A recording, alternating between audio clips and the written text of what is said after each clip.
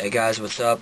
Just thought I'd start off this video with a recap / review of last week's Hell in a Cell pay-per-view. So here we go, I'm just going to get right into it. Alright, so let me paraphrase. Let me sum up the whole pay-per-view with just one word if I can. Shit. That's pretty much how you would sum up Hell in a Cell. Shit. First two Hell in a Cell matches were, I don't even, no. I mean, all three of these Hell in a Cell matches that took place at this pay-per-view, I'm not even considering. You can do whatever you want, but I'm not considering these as Hell in a Cell matches, because they were not. They were a disgrace to the entire match, and they were awful. Every single one of them was awful. I'm not giving any exceptions. Every single Hell in a Cell match that took place was a disgrace. It was terrible. They should be ashamed of themselves.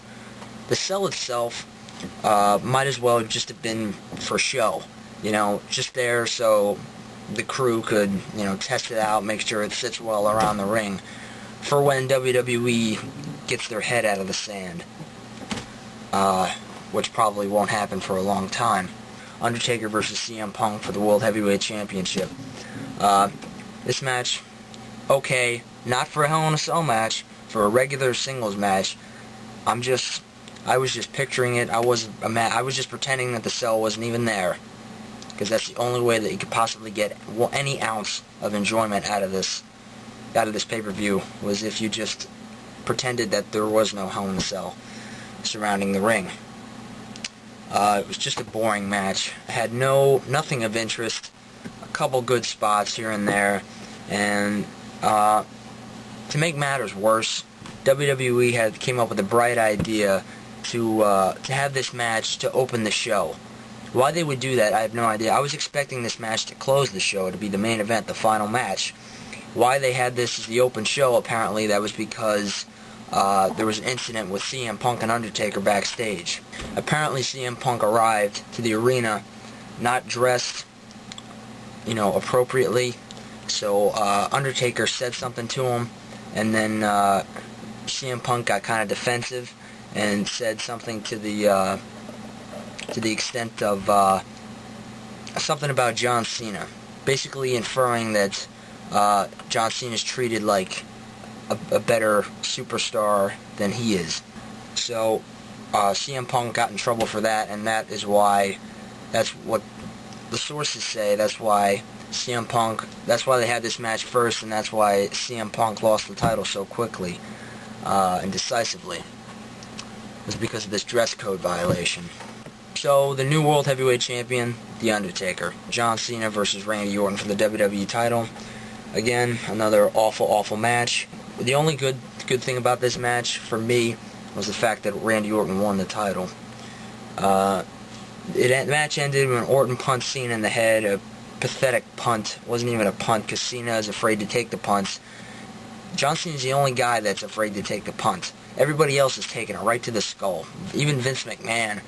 Even John Cena's father took it right to the head, right to the friggin' temple, when Orton punted him in the head in 2000, whatever.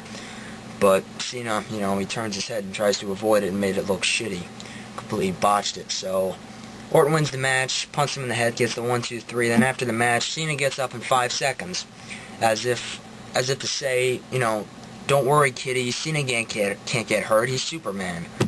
I mean, what the fuck are they thinking? Seriously. Everybody else that's gotten punted in the head has been down for the rest of the match. They don't get up. 9 out of 10 times they're taken away on a gurney.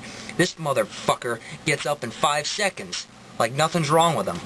Are you serious? Just because he's this goddamn fucking supposed to be this stupid-ass Superman piece of shit, just because of that, you have him get up 5 seconds after being punted in the head? After being punted in the side of the head, when no one else has gotten back up for it, gotten back up from it.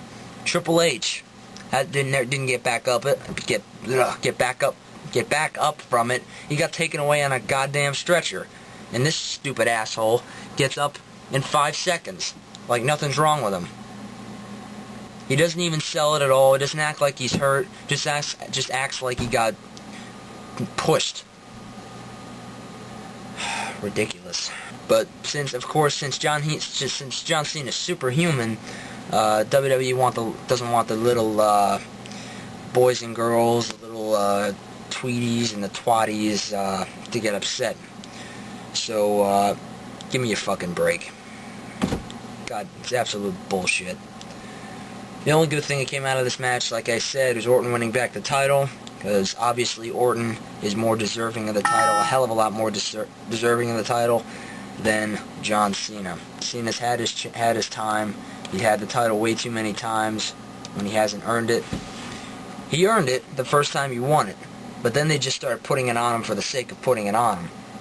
Just because they want to push him, they want to pretend like he's the Rock. They're trying to push him, they've been pushing him like he's the next Stone Cold Steve Austin. In case you haven't noticed, in case you're too retarded to figure it out, John Cena is still a rookie. No matter what you may think, he hasn't been in the WWE anywhere near long enough to be considered considered in the ranks with guys like Triple H and The Rock and Stone Cold Steve Austin and Kurt Angle. No way in hell. Absolutely ridiculous already.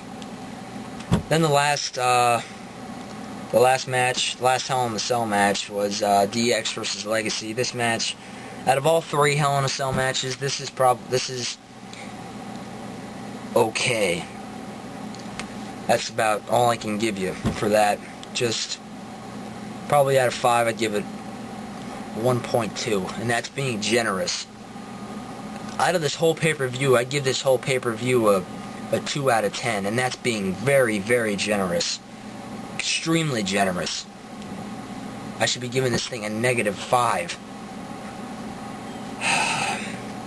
So this match was Legacy ambushes DX as they make their entrance.